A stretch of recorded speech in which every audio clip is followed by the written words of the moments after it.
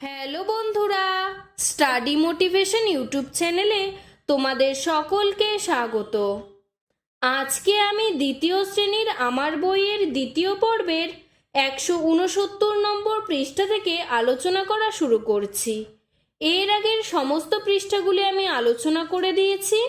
Video ডেসক্রিপশনে link দেওয়া আছে এবং প্লেলিস্টও করে দেওয়া আছে, তোমরা সেখান থেকে দেখে নিও।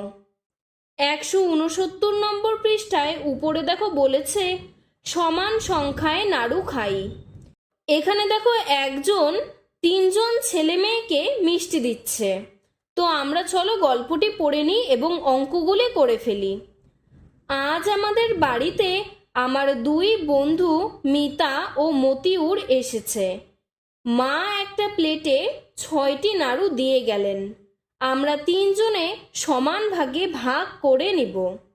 প্রথমে দেখো মায়ের দেওয়া নাড়ুর প্লেট।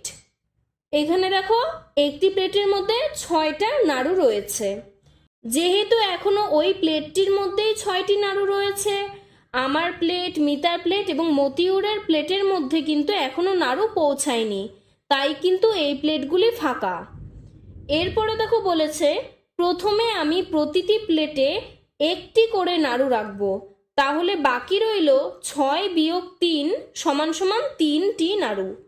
তাহলে দেখো 6টা নাড়ুর থেকে আমি 3টা নাড়ু একটা একটা করে দিয়ে দিলাম। তাহলে মায়ের প্লেটটাতে থাকলো 3টা নাড়ু আর প্রত্যেকের প্লেটে একটা করে নাড়ু গেল। আমার প্লেটে একটা, মিতার প্লেটে একটা, মতিউরের প্লেটে একটা। তাহলে দেখো মায়ের প্লেটে 3টা আর আমাদের প্লেটে মোট 3টা, তাহলে 3 3 6 হলো। এবার আমি প্রতি প্লেটে আরও একটা করে নাড়ু রাখবো, তাহলে মায়ের দেওয়া প্লেটে বাকি রইল 3 বিয়োগ 3 মানে 0টি নাড়ু। যেহেতু আমি আরও 3টি নাড়ু আমাদের তিনজনের প্লেটে ভাগ করে দিলাম, তাহলে তো মায়ের দেওয়া প্লেটে আর নাড়ুই থাকলো না। তাহলে এখন হলো আমার প্লেটে 2টা, মিতার প্লেটে 2টা, মতিউরের প্লেটে 2টা। আমরা প্রত্যেকে 2টি করে নাড়ু পেলাম। এখানে দেখো তাই কিন্তু হলো।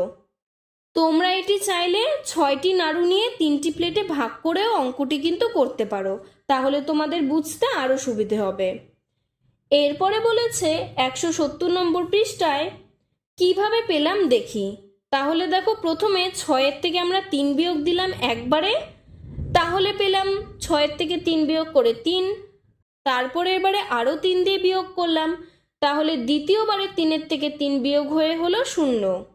অর্থাৎ 6 থেকে ধাপে ধাপে 3কে দুবার বিয়োগ করা হয়েছে, প্রথমবার আর দ্বিতীয়বার। তাই 6টি নাড়ু তিনজনের মধ্যে সমান ভাগে ভাগ করলে পাবো 2টি নাড়ু। ছোট করে লিখি 6 ভাগ 3 সমান সমান 2। এখানে কিন্তু তোমরা নামতা পড়বে, যেহেতু 6 আর 3-এর মধ্যে 3 ছোট ঘরের সংখ্যা, তাই ছোট ঘরটিকে দিয়েই নামতা পড়বে। তাহলে 3-এর ঘরে নামতা পড়ব কখন 6 আসে দেখব। তাহলে 3 একে 3, 3 দুগুণে 6, 3-এর সাথে 2 গুণ করলে হয় 6, তাই 6-এর থেকে 3 ভাগ করলে আসবে 2। তাহলে বলবো 6কে 3 দিয়ে ভাগ করলে ভাগফল 2 পাই। দেখো এখানে ভাগ চিহ্ন দিয়েছে, এই চিহ্নের নাম হচ্ছে ভাগ চিহ্ন। তারপর এবার 1 নম্বরে বলেছে 9টি 3 কোণা ভাবে কাটা কাগজ নিলাম। এখানে গুণে দেখো 9টা কাগজ রয়েছে। এরপরে নিচের 3টি করে কাগজ জুড়ে ফুল বানাই। প্রথমে 3টে কাগজ, তারপরে 3টে কাগজ, তারপরে 3টা কাগজ, এভাবে 3টা 3টা করে কাগজ দিয়ে ফুল বানালো। একটি কাগজের ফুলে পেলাম 3টি করে পাপড়ি। তাহলে কাগজে কটি ফুল পেলাম? আমার ছিল 9টা কাগজের টুকরা, তার মধ্যে 3টা করে পাপড়ি হলো, তাহলে মোট পেলাম 3টা ফুল। তোমরা এখানে ছবি দেখেই বুঝতে পারছো 3টা। তবে আমরা নামতা পড়ে এই 3টিকে আনবো। তাহলে দেখো যেহেতু 3 ছোট সংখ্যা, তাই 3 সংখ্যা দিয়ে নামতা পড়বো, কখন 9 আসে দেখব। 3 একে 3, 3 দুগুণে 6, 3 তিরিকে 9, তাহলে 3-এর সাথে 3 গুণ করলে 9 আসে, তাই উত্তর হলো 3টি। কিভাবে পেলাম দেখি। প্রথমে 9-এর থেকে 3টি ফুল ছিল, তাই 3 বিয়োগ করে দিলাম প্রথমবারে, তাহলে বিয়োগ করে পেলাম 6।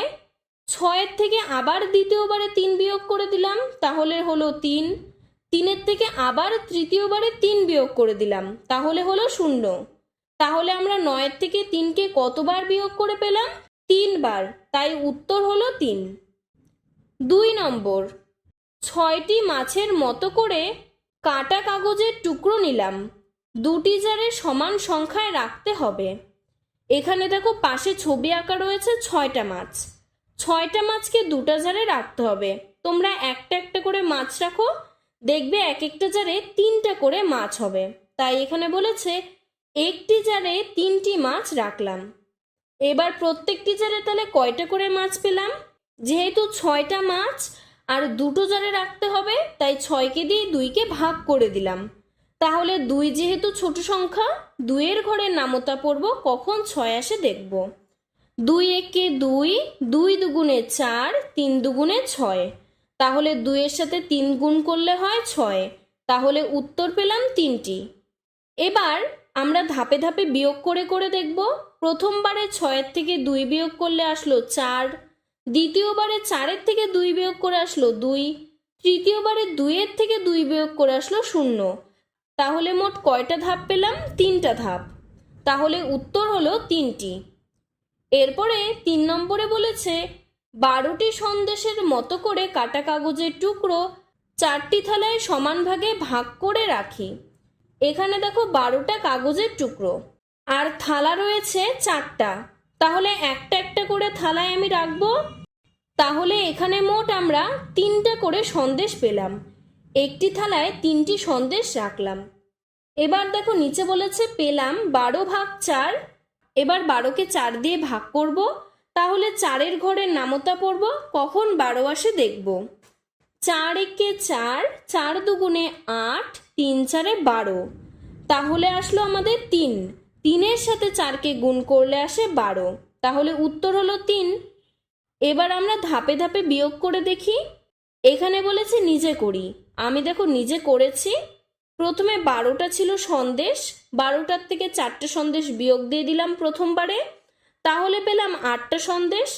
8-এর থেকে আবার দ্বিতীয়বারে 4টা বিয়োগ দিলাম, তাহলে হলো 4টা সন্দেশ। 4-এর থেকে আবার তৃতীয়বারে 4কে ভাগ দিলাম, তাহলে হলো 0টা সন্দেশ। তাহলে মোট আমরা 3 বারে ভাগ করে পেলাম, তাহলে উত্তর আসলো 3টি। আশা করি তোমরা অঙ্কটি বুঝতে পেরেছ। তবুও যদি অসুবিধে হয়ে থাকে আমাকে কমেন্ট বক্সে জানাবে। আজকের ভিডিওটি এতটুকুই। ভিডিওটি যদি তোমাদের ভালো লেগে থাকে তাহলে লাইক করে চ্যানেলটিকে সাবস্ক্রাইব করে দেবে। ধন্যবাদ।